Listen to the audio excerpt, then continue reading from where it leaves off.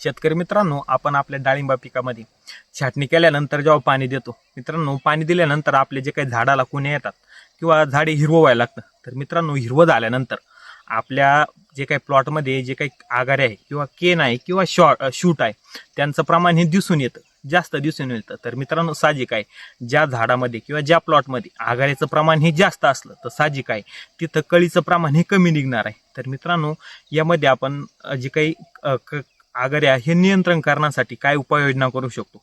आगाऱ्या आपल्या प्लॉटमध्ये कसं काय जास्त येतात त्याचं कारण काय आहे, त्याच्याबरोबर आपण आगाऱ्या नियंत्रण हे कशा प्रकारे करू शकतो व कोणती फवारणी करू शकतो किंवा कोणत्या उजराव्य खतांचा वापर करू शकतो. तर मित्रांनो, हे सविस्तर माहिती आपण या व्हिडिओमध्ये बघणार आहोत. मित्रांनो नमस्कार, मी ॲग्रिकॉस पांडुरंग अंकुशराव तावरे स्वागत करतो तुमचं आपल्या कृषी वेद या चॅनलवरती. मित्रांनो, चॅनलला जर सबस्क्राईब केलं नसेल तर चॅनलला सबस्क्राईब करून पेजला फॉलो नक्की करा. मित्रांनो, डाळिंब पिकामध्ये जी काही आगारी आहे किंवा केन आहे किंवा शूट आहे ते जास्त येण्याचं कारण काय आहे. सर्वप्रथम मित्रांनो, आपण जे काही स्टोरेज अवस्था असते, स्टोरेज अवस्थेत आपण जे काही कामं आहे आपल्या डाळिंब बागेमध्ये जी करायला पाहिजे असेल ते आपल्याच्यानं न होणं किंवा त्याच्यामुळं झाडं हे ताणावर येत नाही. दुसरं म्हणजे जे काही आपण आगारी जर जास्त असली त्या पिरियडमध्ये जर छाटणी केली तर आपल्या जे काही डाळिंबाचं झाड आहे त्याला आगारीही जास्त निघते. दुसरं म्हणजे फॉस्फरसयुक्त खतांचा वापर कमी करणं किंवा ताण अवस्थेत किंवा स्टोरेज अवस्थेत जे काही आपण फॉस्फरसच्या फवारण्या आपल्या झाडाला केल्या पाहिजे त्या न करणं. दुसरं म्हणजे जर आपण वातावरणामध्ये जर आर्द्रता असली तर आपण एक्सेस पाण्याचा वापर करणं. नायट्रोजन नायट्रेट जे काही खतं आहे त्यांचा अतिवापर करणं. सर्वात महत्त्वाचं म्हणजे जे काही ताण अवस्थेत आपण जे काही फवारण्या फॉस्फरसच्या करणार आहोत त्यामध्ये जे काही गॅप देणं किंवा त्या फवारण्यामध्ये उशीर करणं किंवा त्या फवारण्या करणंच नाही. तर मित्रांनो, याच्यामुळे आपली जे काही झाडं ताणावर व्यवस्थित नसल्यामुळं जे काही शूटचं प्रमाण हे वाढून येतात. तर मित्रांनो, हे जे काही शूट आहे हे कंट्रोल करण्यासाठी, नियंत्रण करण्यासाठी आपण काय उपाययोजना केल्या पाहिजे.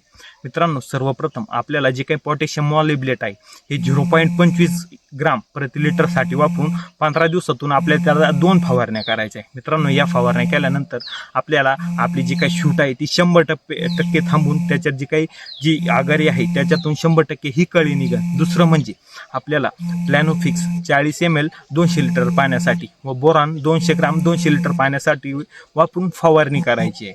मित्रांनो, याने जी काही तुमची शूट ही थांबन व कळी निघायला मदत होईल. दुसरं म्हणजे आपली जे काही आपण डाळिंबाची कुण्या निघतो जेव्हा ती लालसर अवस्थेमध्ये असतं त्याच्यानं आपल्याला टिल्ड आणि त्याच्यासोबत कुमानियल किंवा फॉलिक्युअर या दोन्हींचा वापर करून फवारणी करायची आहे.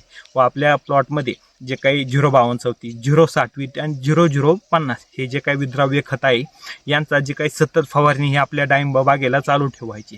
मित्रांनो, हे झालं फवारणीचं. तर आपण आपल्या बागेला ड्रीपद्वारे कोणते विद्राव्य खत हे देऊ शकतो. तर मित्रांनो, यामध्ये आपण 0050 027 05234 हे जे काही खतं यांचा वापर करू शकतो. त्यात म्हणजे मित्रांनो 05234 जर तुमची मुरमाड जमीन असली तर तुम्ही 05234 वापरा आणि काळीची जमीन जर असली तर तुम्ही 0050 हे विद्राव्य खत वापरू शकता. मित्रांनो, तुमच्या बागेला जर कुण्या निघून हिरवा होऊन 1 महिना जर झाला असेल तर मित्रांनो तुम्ही 645-6 हा जो काही ग्रेड आहे तो तुम्ही वापरून बघा. 1 नंबर असे रिझल्ट आहे व तुमच्या बागेच्या जे काही कळी निघण्याची जी काही संख्या आहे ती वाढते आणि जे काही आगारीला हे खत जे काही विद्राव्य खत आहे हे पूर्णपणे थांबवतंय. त्याच्यानंतर मित्रांनो, हे पूर्ण करू नये जे आपल्या बागेमध्ये आगर ही निघतच असली तर आपण काय करायला पाहिजे. मित्रांनो, आपण एकदा आगरी काढली, 2दा आगरी काढली, तिसऱ्या वेळेस आपल्याला आगरी ही काढायची नाही. तर मित्रांनो, आपल्याला जी काही आगारी ही निघन तर मित्रांनो आगारी निघल्यानंतर आपल्याला ती खुडायची आहे. मित्रांनो, आगारी आपण खुडल्यानंतर ती तिथं जागेवर स्टॉप झाल्यानंतर 15 ते 20 दिवसानंतर आपली जी काही स्टॉप झालेली जागा आहे त्याच्यातून आगारी जी काही कळी आहे तिचं जे काही प्रमाण हे निघायचं ते वाढेल व आपली सेटिंग अशी व्यवस्थित होईल. तर मित्रांनो, व्हिडिओ आवडल्यास लाईक करा. हा व्हिडिओ आपल्या इतर जे काही डाळिंब उत्पादक शेतकरी आहे त्यांना नक्की शेअर करा व चॅनलला सबस्क्राईब केलं नसेल तर चॅनलला सबस्क्राईब करून पेजला फॉलो नक्की करा. धन्यवाद.